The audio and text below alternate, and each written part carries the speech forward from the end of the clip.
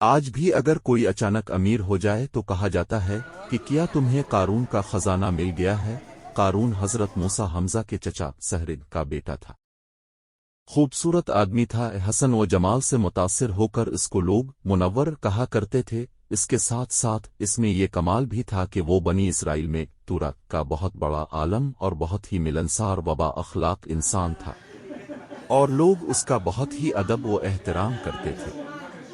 لیکن بے شمار دولت ان کے ہاتھ آتے ہی اسی کے حالات میں ایک دم تغیر پیدا ہو گیا اور سامری کی طرح منافق ہو کر حضرت موسیٰ حمزہ کا بہت بڑا دشمن ہو گیا اور اعلیٰ درجے کا متکبر اور مغرور ہو گیا۔ جب زکو کا حکم نازل ہوا تو اس نے حضرت موسیٰ حمزہ کے روبرو یہ عہد کیا کہ وہ اپنے تمام مالوں میں سے 1000واں حصہ زکو نکالے گا، مگر جب اس نے مالوں کا حساب لگایا تو ایک بہت بڑی زکو کی نکلی۔ یہ دیکھ کر اس پر اپک دم حرص و بخل کا بھوت سوار ہو گیا اور وہ نہ صرف زکو کا منکر ہو گیا بلکہ عام طور پر بنی اسرائیل کو بہکانے لگا کہ حضرت موسیٰ حمزہ اس بہانے تمہارے مالوں کو لے لینا چاہتے ہیں۔ یہاں تک کہ حضرت موسیٰ حمزہ سے لوگوں کو برگشتہ کرنے کے لیے اس خبیث نے یہ گندی اور گناونی چال چلی کہ ایک عورت کو بہت زیادہ مال و دولت دے کر آمادہ کر لیا کہ وہ اب پر بدکاری کا الزام لگائے۔ چنانچہ اس وقت جبکہ حضرت موسیٰ حمزہ واز فرما رہے تھے، قارون نے آپ کو ٹوکا کہ فلاں عورت سے اپنے بدکاری کی ہے۔ حضرت موسیٰ نے فرمایا کہ اس عورت کو میرے سامنے لائی۔ چنانچہ وہ عورت بلائی گئی تو حضرت موسیٰ نے فرمایا کہ اے عورت، اس اللہ کی قسم جس نے بنی اسرائیل کے لیے دریا کو پھاڑ دیا اور عافیت و سلامتی کے ساتھ دریا کے پار کرا کر فرعون سے نجات دی، سچ سچ کے دے کے واقعہ کیا ہے۔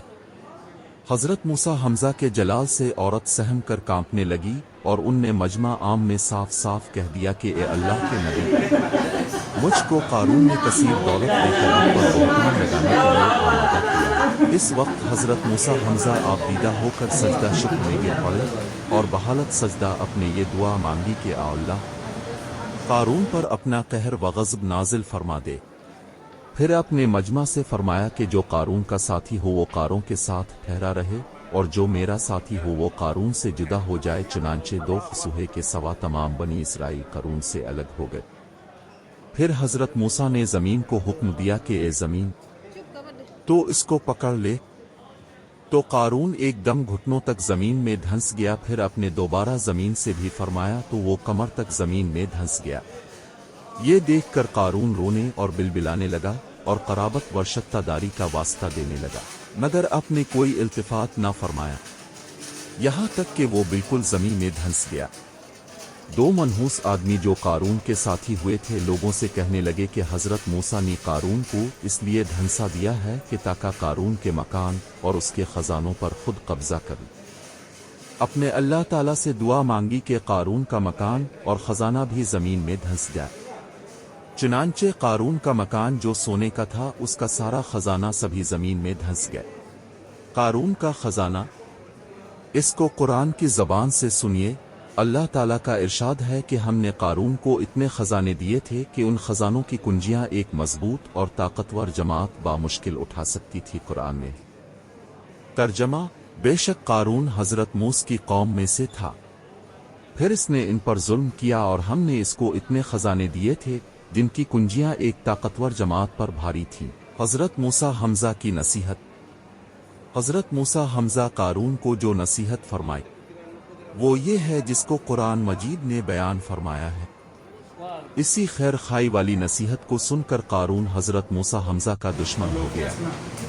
غور کیجئے کہ کتنی مخلصانہ اور کس قدر پیاری نصیحت ہے جو حضرت موسیٰ حمزہ کے ساتھ ساتھ ساری قوم قارون کو سناتی رہی۔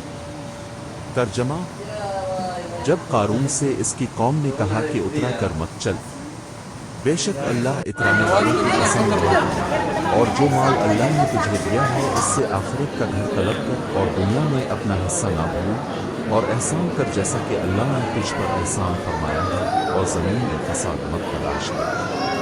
قارون نے اپنے مال کے گھمنڈ میں اس مخلصانہ نصیحت کو ٹھکرا دیا اور خوب بن ساور کر تکبر غرور سے اتراتا ہوا قوم کے سامنے آیا اور حضرت موسیٰ کی بدگوئی اور آزار ثانی کرنے لگا۔ اس کا نتیجہ کیا ہوا؟ اس کو قرآن کی زبان سے سنیے اور خدا اس قاہرانہ گرفت اور خوف الہی سے کھپا دے۔ اللہ اکبر۔ قارون زمین میں دھنس گیا۔